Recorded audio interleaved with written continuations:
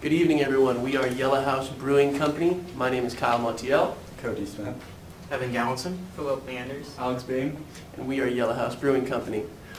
Just a quick introduction to the project before we get going. When we first started this, we were the envy of pretty much every one of our fellow students. There were a lot of projects, but really only about 3 of them centered around beer, so there was very little opportunity to do research at a brewery, although it seems the Luz Foundation seemed to find a way to do so.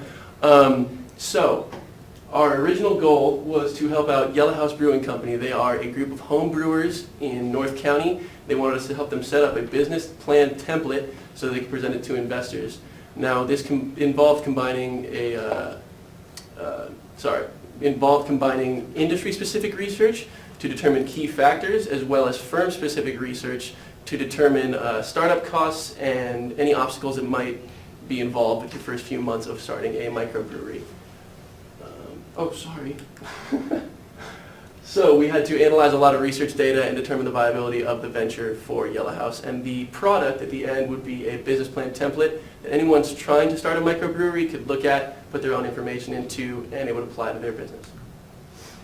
All right, so a little bit on Yellahouz. The current team are our buddy Damon Damo here, our sponsor advisor, our faculty sponsor, and Mitch Sabicki, his buddy. They are both fellow home brewers who have been at it for a couple years.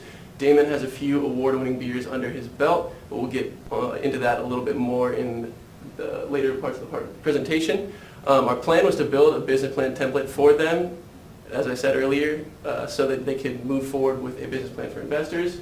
And the relevant competition in the area, and there's a lot of it, they have big players like Belching Beaver, Stone, and Port Brewing, but they also have smaller players that they'll have to compete with early on in the venture, like Latitude 33, Black Plague, and as mentioned in the previous presentation, Booze Brothers. And I'm going to give it over to my buddy Cody for the product page. Thanks, Kyle.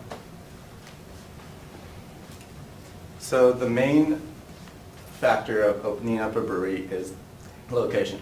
Once a buyer either leases or buys a location, is the option to choose a liquor license.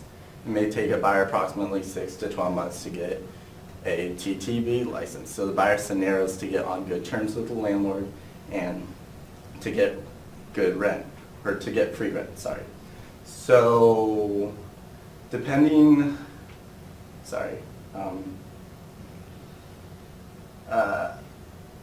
so for getting a license, you have to get an ABC license, which is 60,000 barrels or less per year. Also, they should acquire a ATF license, which are regulations and laws relating to firearms, explosives, arson, tobacco, and alcohol products. Also, in getting a liquor license, they should get a TTB license, which relates to regulations on labeling and advertising alcoholic beverages. So the signature recipes are the foundation of a brewery's brand. The 2 signature recipes that will be on tap at Yellahouz is the peanut butter honeycomb and the chocolate raspberry stout. The initial plan is to have 8 to 12 beers on tap with 4 seasonal beers. So from our research, we would declare the microbrewery an LLC, since costs are cheaper, more flexibility, less formal than a partnership or corporation. The LLC has no limit on the type or number of owners in it. When choosing a facility, a buyer should have the blueprints of the exact measurements in which he wants. Potential buyers will seek to explore all areas of the facility, such as the fire suppression, loading dock, restrooms, bathroom, gas, electric, and plumbing. Also, the microbrewery equipment is either rented, leased, or bought as a startup expense. The buyer should look into the mechanics of the lease, the residual value, the present value, the interest rates, and the down payment. Social media footprints are ways in which businesses can gain most of their clients. Social media sites like Facebook, Twitter, Instagram are ways in which businesses can reach out to a large amount of people at no cost. Other ways of marketing are membership, promotions, and word of mouth. Another market segmentation is beer tours, in which Customers will go from one beer destination to the next. They can enjoy a day of sampling a variety of award-winning beer and meeting the staff who are dedicated to educating their guests. Also, they can meet the head brewers, in which they will show them the steps it takes in order to produce a beer. Yellahouz wants to establish a pet care niche, in which there will be a separate space connected to the brewery in which people can bring their animals for pet training seminars. Now I'm going to pass it on to Phil. Thank you. So when we're talking about the strategy and implementation, through our research, we discovered that 75% of beer drinkers are actually males, and on a weekly basis, 57% of beer drinkers are actually millennial males. So we actually recommend that Yellahouz takes a market, or has a target market of millennial males in mind when they're planning anything. We also highly recommend that Yellahouz focuses on three core values of having high quality beer, quality controls implemented, as well as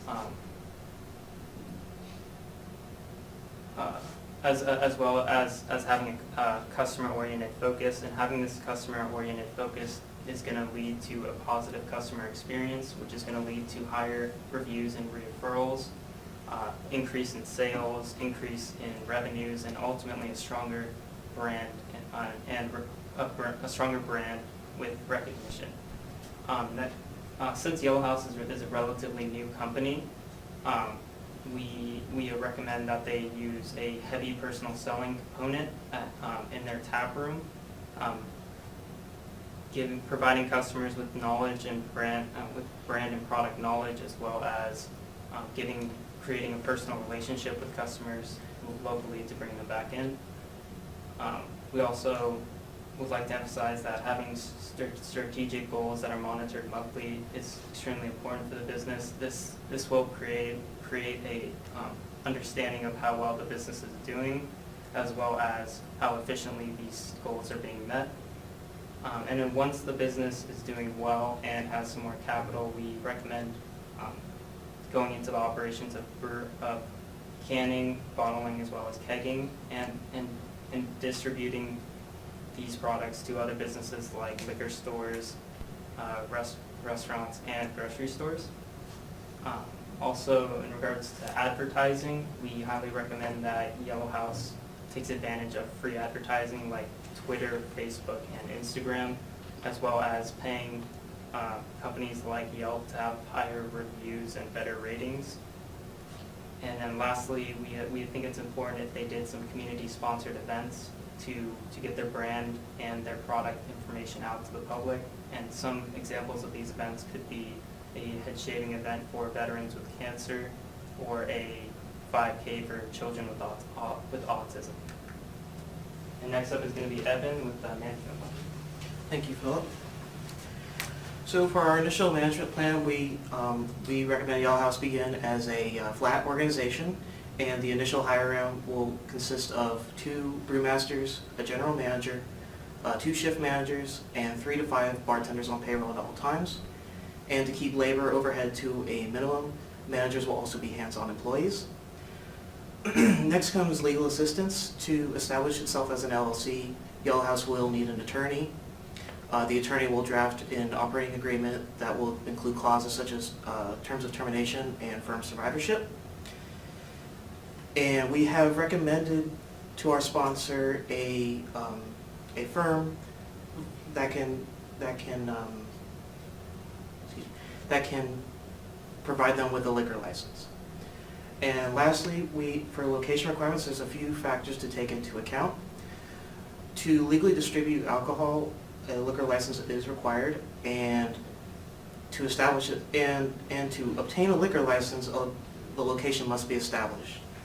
And to accommodate space requirements for the brewing equipment, the tasting room, the employee lounge, the parking. From our research, we have determined that the best course of action would be to hire a real estate broker. And we have also referred our sponsor to a mortgage broker firm to achieve this. And next will be Philip with the Startup Park Financials. So as a disclaimer, we highly recommend hiring a accountant when the business is running and is thriving and being healthy. This is to account for your current financial statements as well as your future projected statements. And since Yellahouz is not an established company yet, we actually had to do library research, online research, as well as we interviewed other breweries to get projected statements and template costs for the business. So our projected startup costs are $552,000, and this covers everything from purchasing equipment to paying an accountant, acquiring all of the licensing, and as well as brewing the first batch of beer and paying the employees for that as well. To fund this $552,000, we recommend acquiring funds from private investors. We recommend getting about $400,000 if possible, and one of our payment plans would be to pay these investors over the course of 3 years $160,000, $180,000, and $200,000. And this would provide investors with a return on investment of 35%, which is attractive for the risks they are taking on with funding a brewery. Also, we recommend that the owners put forth about $85,000 capital, if not more, into the venture. This is to show that they are putting their own funds and skin into the game, as well as this would reduce the amount of financing required, and it would also and it would also show that they are invested in the project, as well as they wouldn't be giving away equity to any of their investors, so they could hold tight onto the company. And lastly, if there were any additional funds required, they could acquire a small business loan from a bank, and typically these business loans last for 84 months, and they typically charge a rate of 6%.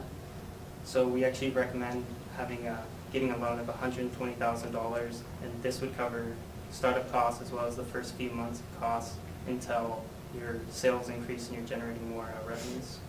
So next up is going to be Alex to continue with the financials. So as far as financials go, what we did for Yellahouz is we set them up with a whole Excel workbook that they're going to be able to modify and change as they get closer to establishing their business. And the biggest startup cost is going to be equipment. It's going to cost about $300,000 for a brand new 10-barrel system, as well as another $100,000 to install. Keep in mind there is also the option of buying used equipment and or leasing the equipment as well to help alter the total startup costs. And next we'll move on to our payroll. For the payroll, we have our 2 brewmasters listed. Through research, we found out they'll be making around $41,000 a year. And we also have the beer tenders listed as well, and we determined that they'd be making minimum wage plus tips as well. And as you can see, they're pretty happy about that. Now on to our sales forecast. This was one of the hardest parts of doing our project. Just to get like realistic numbers is pretty tricky, but through interviewing similar breweries of similar strategy and size, they were able to give us the amount of transactions they receive on a busier day, and then the amount of transactions they receive on a slower day. So we did some number crunching and some averaging out, and we came up with these forecasts. And the top selling beers up here are going to be beers like IPAs because they're more popular among millennial craft beer drinkers. Now, as far as operating expenses go, what we did is we listed the main expenses that Yellahouz is going to incur each month and each year, and then we also left things out blank, such as truck expenses and truck loans, just in case they chose to self-distribute. Now, as far as cash flow goes, what we did is we listed the cash inflows and the cash outflows. This is going to give Yellahouz a good idea of where they're going to be at and the amount of cash they're going to have on hand at the end of each month and each year. Now, this is our income statement. After all expenses and revenues, we determined that Yellahouz has the potential of making $199,000 for the first year, $232,000 for the second year, and $306,000 for the third year. Now, keep in mind that location is going to play a big part in the overall performance of the company. So making sure that you guys have a really strong location. We've already tried the product, and it's awesome. The beers are great. So just getting a really strong location is going to help you guys out a lot. And so after our monthly expenses and our payroll, we determined that the monthly break-even would be around $47,000 a month. and this brings us to our RI. And what we did is we listed the incomes and then did the payment out to investors. So if you guys ever did decide to change the payment horizon or payment amount, you can go ahead and do that yourself. And I'll pass it to Evan for our recommendations. Thank you, Alex. And lastly, we have a few recommendations for Yellahouz to potentially follow once they've established themselves. First would be a non-alcoholic beer diffusion. Since Yellahouz wants to establish itself in Vista, which has formidable competition, we felt that this would be the best way for them to differentiate themselves. And breweries in Europe have had success with this route, and we think Yellahouz can have success as well. Secondly, we also recommend non-alcoholic infusion with cannabidiol, with THC and CBD in particular. The public has shown interest in the buzz sensation of THC and the relaxed sensation of CBD. And the process to make this beer involves removing all the alcohol from the beer, taking it to a dispensary, and then adding a variety of cannabinoids and terpenes. The only foreseeable complication with this route would be any legal technicalities and also any additional expenses to their normal production budgets. And that concludes our presentation. Questions?